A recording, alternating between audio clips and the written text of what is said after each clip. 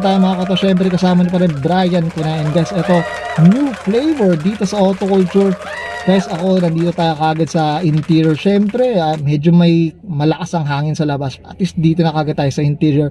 So guys, pakilala muna natin owner ng 2011 Mitsubishi Lancer EX GTA Evo 10 inspired. Sino pa ba? Sir Nico Briones. Yan. Hi guys. Pangalan na ito ni Sir Nico, parang basketballista. Tama mo, parang naka 3 points ka agad eh. Nico Briones, tama. Sir Nico, syempre kidding aside, syempre Sir Nico, very curious sa mga ka-auto natin, boss. Paano po ba kayo nahilig sa pagkokotse, Sir Nico? College ako actually, nakuha ko tong auto na to. 2011 nga. Dito, tapos actually una wala akong balak mag-setup kasi yung GTA kumbaga formado na talaga siya eh. Yun, hanggang sa nagkatrabaho na parang nainganyo talaga ako na sa kotse. Tapos yun, hanggang sa tuloy-tuloy na yung pagiging setup. Yun, doon tayo nagtuloy-tuloy din sa Tama rin mga auto, syempre usapan GTA, ito na parang ito na endgame na, parang gano'n na. Kumbaga kompleto na siya, complete package na siya. Complete package na. Ikaw na lang yung mababaliw kung gusto mo pa pang pormahan. Tama, well said, Sir Nico. Syempre, Sir Nico, ito, nandito na rin tayo sa interior, boss. Syempre ngayon, check na natin yung interior ngayon, boss. Interior na, boss. Ano ba bang pinagkakabit niya, boss? Sige, actually, ito, nung 2011, hindi pa siya ganito itong panel na to. Talagang stereo lang siya. So, ito, in-order na lang din natin sa Mitsubishi.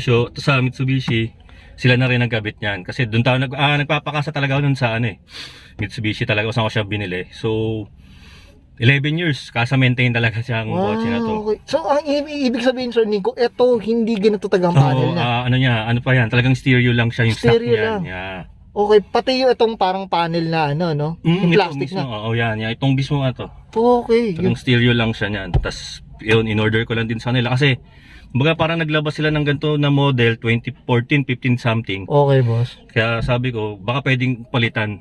Yun, palitan. Okay. Yun, pinalitan ko na sa kanila. May natutunan tayo dumakaw. Yun pala 2011 down, hindi pa siya ganito kasi. Okay. Ito, boss. Ito, tama po ba? Matic po ito. Oo, Matic. Pero ang Lancer ba na GTA, boss, walang manual bang? Hindi, may manual siya actually. Ito. Pwede siyang i-manual, tas meron din tayong paddle shift dyan. So ito dito plus minus ka dito, boss? Plus minus tayo dito, tas dito rin plus minus lang din tayo dyan. Actually pag kunyari naka-drive ka, tas gusto mo lang mag-manual, kahit nasa D siya, pwede mo lang i-click to. Doon ka na lang Oo, pwede ka parang naka-Ferrari ka na pala dito, automatic Ayan, yan, ako medyo hindi tayo itong new flavor tayo dito mga ka-auto sa Lancer GTA nito ni Sir Nico. Ito, boss, dito may pinagkakabit? Wala naman tayo kasi masyadong pinagpapalit dyan. Tapos ito bahala ko magpalit na lang din ng manibela na pang Evo. So medyo makatimbing kasi sa budget pa yun. So for the meantime, ipon-ipon mo na. Ipon-ipon. Tsaka Sir Nick, napansin ko ang linis lang sobrang medyo madumi nga ngayon. Madumi pa pala to. Madumi pa yan. Di na bigla lang din kasi yung car meet, so hindi masyado nakapag-linis. Hindi nakapaganda. Yan. Okay. Ayan. Sarap din pala na ito. Wishlist nga natin itong GTA na to. Kaya manood kayo at subscribe na kayo. Okay ka, Sir Nico. Siyempre, okay lang po ba i-check natin yung rear seat? Po tayo, boss. Experience natin. May binago rin tayo sa likod Pakita rin natin. So tara, check natin. Ayan, guys. Dito na tayo sa rear seat na itong GTA na ito ni Sir Nico. Boss, ito, nandito tayo sa rear seat, boss. Ano bang nabago mo dito, boss? Yun nga, tulad nung sabi ko kanina, kasi pag 2011 na model ka, hindi ka yung panel, diba? So, meron din TV tayo sa likod, nagpalit din tayo ng headrest. Okay. So, palit din ng headrest yan. Ito, boss, parang sa Mitsubishi talaga. Mitsubishi na rin to Sila na rin. Grabe, no? So, wala ka na rin I'm sure mas mahal, boss, pag nasa, tama ba? Medyo pricey kasi. Medyo pricey pagkaso talaga, alam natin. Kasi, actually, yung bayo ko kasi, taga doon din nag-work sa Mitsubishi. Kaya siya yung kinakausap ko about sa mga ganyan. So, siya na bahala. Tapos, dadalhin na lang sa, tetext na lang ako pag nandun na yung order. Yun. EPM nyo na to si Sir Nico. Pag may order daw kayo, yan. Sa likod ito, stock na yan. Stock na. Actually, ito, nakatago dito yung TV nung TV Plus natin. Okay. Pinatago ko. Siyempre, para hindi yung wiring, tago natin. Tsaka yung upuan niya, talagang ano na, no? Stock na rin ito, hindi ko na Stock pinaleather. na. Kasi Oo. actually, itong GTA, 7 airbags kasi siya. Okay. So, mahirap kasi pag galawin yung upuan, Mahirap na. Sasayang yung binayad natin sa airbag. Oo. Tsaka kumbaga, safety mo na rin yun. Mahirap Safety mo. kasi yun actually. Kahit yung manibela, kaya ayaw magpalit sa manibela na yung walang airbag. Oo.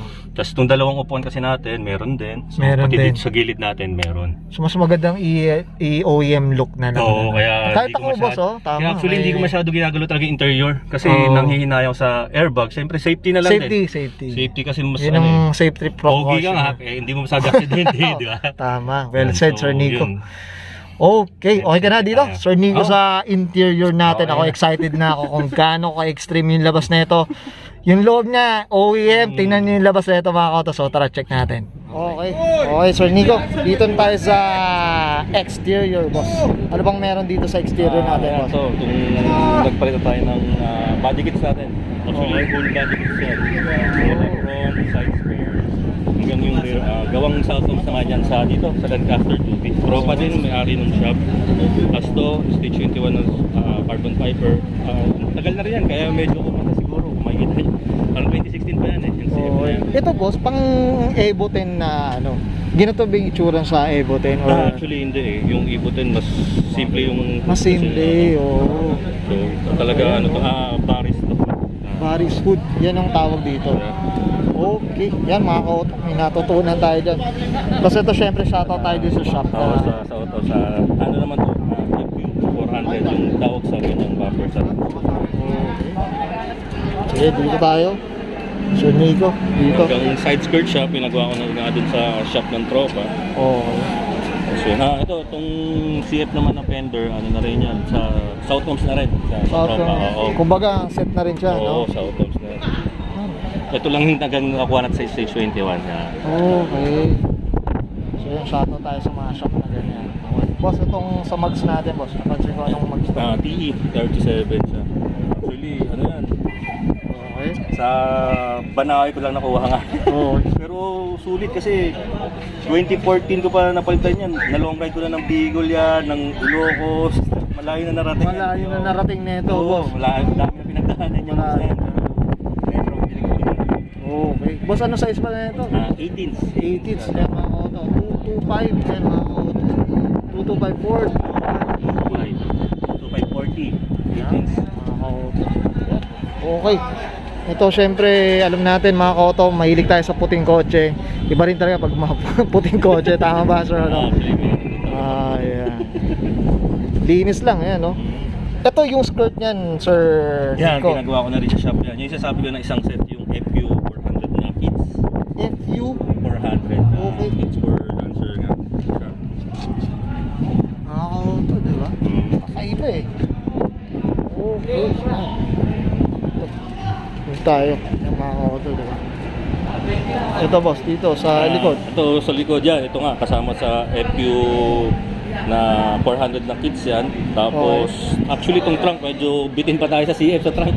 Medyo- Para medyo combination na rin boss, no? hindi. Actually, susunod natin yung CF sa trunk, carbon fiber. Medyo makatila kasi mahal din talaga. So, nauna lang si wing, pero pasunod din yung trunk para ano na tayo, light and light, right? Light eh. Yeah, boss.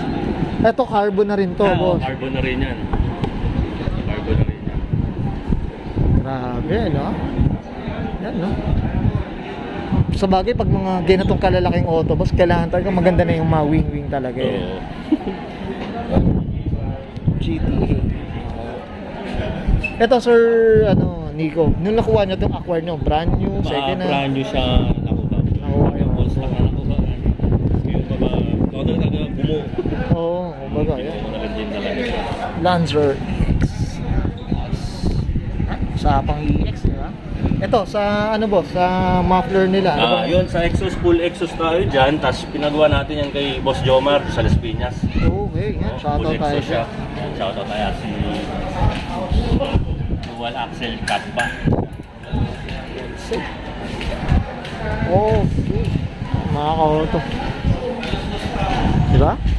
Sana naman naka-wing din tayo mga kauto. Diyos ko, mamahal na ito eh. Ayan, no? Carbon yan, no? Carbon Lodi. Actually, makati ang wing na yan. Inuubos ka dyan. Okay. Okay ka na dito sa exterior natin, Sir Nico. So ngayon naman check natin yung engine bay, boss. Okay, yan guys, nakita natin yung interior, exterior. Yun po syempre ngayon naman yung engine bay na, boss. Sige, boss, Sir Nico. Actually, all stock pa lang tayo, 4B11 na ano na Malbec, no. Tapos ang pinunta lang natin dito sa engine natin is ito, yung intake natin. Itong intake kay Boss JD Mufflers naman natin pinagawa to, yung tubo niyan. Okay, Boss Shoutout JD tayo kay Boss Mufflers. JD. Tapos binibulan tayo ng KNN na original kay Staging Lanes sa Las Piñas naman tayo bumili niyan. Yung filter natin, Okay, boss. filter. Tapos para lang tayo kumuha ng pang cleaning natin sa tapos all stock mo. Salt sack lang. Ito, boss, anong 2.0 siya. 2 liter na talaga. 2.0. Tapos, naka-paddle shifting ka ba, Sir Nico? Medyo may kalalagyan tayo dito, mga auto. Yan, tsaka may makaganda dito. Iba talaga pag mission. Yan, ito ang Mavic na. 4B11. 4D11, mga auto. Stock lang. Kahit stock lang, medyo di pa. Hindi pa tinasagas. Lalo na ngayon. Medyo tumataas pa nga, boss. Okay ka na dito, Sir Nico. Okay, so ayan guys. So syempre nakita natin interior, exterior, of course syempre yung engine bay. Usapang Mavic lang naman mga auto. Ayan, so kahit ako nagulat tayo sa laman nito. Yung palang engine ng isang GTA na Lancer EX, tama ba, Sir? Lancer EX. Lancer EX, Sir Nico. Syempre, Sir Nico, dito sa Auto Culture, hindi mawala ang pagpapasalamat natin sa larangan sa sakit sumatumuling sa ating from past to present. Boss, shoutout po tayo. Shoutout tayo yung girlfriend natin dyan, si Gian Bautista. Yan, number 1 supportive ko yan. Pagdating sa audio. Tapos mga kaibigan natin yan, sila Justine, Jobo. Yung may-ari ng Shout Home, si Boss Mac, yan, mabait yan. Kung may mga kailangan kayo sa mga car details nyo, yan, Shout Homes, Auto Shop, yan, PM lang, mabait yan si Boss Mac. Car clubs, boss, baka may Mga car clubs, yun, so lang natin yan sa Taga Molino yan, mga Bacoor yan. Okay, yan. Tapos siyempre shoutout natin itong Cavite Auto Club. Yun. Yan, siyempre. Saludo tayo dyan. saludo lang. Kay Sir Eric to. Boss Eric yan, kila Boss Jasper, yan, shoutout na yan. Sana yan. naman, maisa-isa natin lahat ng auto ng Oo. Cavite Auto Club. Tama ba, Sir Nico? Dami sila. Ubusin natin yan, Sir Nico. Yan. Okay ka na, Sir Nico? Okay na. Okay na. So Thank you, guys, siyempre kay Auto Culture yan. Thank you sa pag-future sa kotse natin. Yan, Siyempre. thank you, boss. Salamat sa pag-appreciate. ayun, sana lahat naka-GTA na mga auto. Tama. Oo, sana ano lang, kaso mahal ng sagas talaga. Mahal din, namataas mga auto. Pero syempre, hindi magpapapigil ang mga car enthusiasts sa katulad siyempre, natin. kahit gaano kamal yan. Kahit yata mag 500, wag naman sana. Wag naman sana. Okay. So, okay na, Sir Nico. Okay na. So, guys, this Brian ko na and Sir Nico Briones para sa ng 2011 Mitsubishi Lancer EX GTA Evo 10 inspired, syempre. And this is